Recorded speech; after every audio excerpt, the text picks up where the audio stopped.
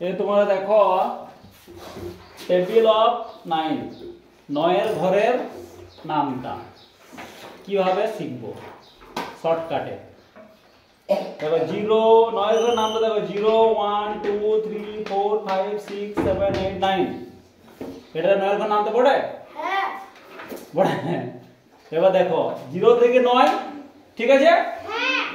এবার আবার উপর থেকে 9 হলো, আবার 0 থেকে আবার উপর থেকে নিচে, আবার নিচে থেকে 0 0 1 2 3 4 5 6 7 8 9 ঠিক হলো? 9 এর নামটা হলো 9 কে 9 9 দুগুণে 18 3 9 27 4 9 36 5 9 45 6 9 54 7 9 63 8 9 72 9 9 81 9 10 90 এরকম লিখতে পারবো তো?